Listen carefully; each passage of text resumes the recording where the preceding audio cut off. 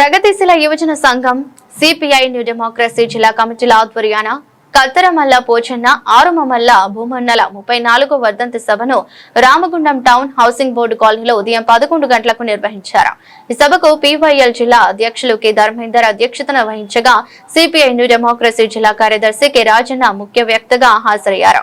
Comrade కత్తరమల్ల Pochanna PYL ఆధ్వర్యంలో యువతను కూడగట్టి చెడు మార్గంలో పోకుండా సన్మార్గంలో నడిపించాడని, పోచన్న ఎదుగుదలను చూసి ఓర్వలేక ఆనాడు కొంతమంది అరాచక శక్తులు కామ్రేడ్ కత్తరమల్ల పోచన్న అత్యంత దారుణంగా హత్య చేయడం జరిగిందని తెలిపారు.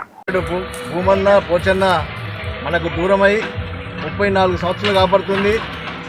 కాబట్టి కత్తరమల్ల పోచన్న ఈ రామగుండం ప్రాంతంలో, ముఖ్యంగా గోదావరిఖని ప్రాంతంలో యువకులను చైతన్యవంతం చేసి ఈ దేశంలో ఉన్నటువంటి దోపిడీ వ్యవస్థకు వ్యతిరేకంగా పోరాడినటువంటి వ్యక్తి. ఒక మనిషి ఇంకో మనిషి దోసుకున్నటువంటి రాజ్యం కావాలని చెప్పి పోరాడినటువంటి వ్యక్తి కామ్రేడు కత్తరమల్ల పోచన్న. ఇదే కాదు, ఈరోజు యువకుల్లో ఉన్నటువంటి చెడు భావాలను తొలగించి యువకులందరినీ చైతన్యం చేసినటువంటి వ్యక్తి కామ్రేడు పోచన్న.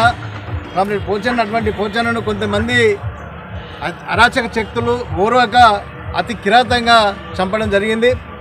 చంపినప్పటికీ కామ్రేడు పోచన్న ఒక ఆశయాలు మన ముందు ఉన్నటువంటి విషయాన్ని మనం గమనంలో ఉంచుకోవాలి.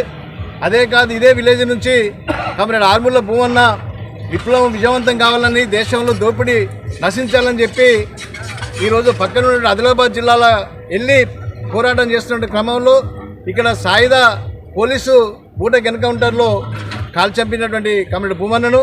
కనుకనే ఇద్దరు కామ్రేడ్స్ ఈరోజు విలేజ్ రాముడు నుంచి జన్మించాడు. ఇద్దరు కామ్రేడ్స్ ఈరోజు ఇక్కడ విలేజ్ రాముడులో గొప్ప విప్లవకారులుగా ఉన్నటువంటి పరిస్థితి మనకు ఉంది.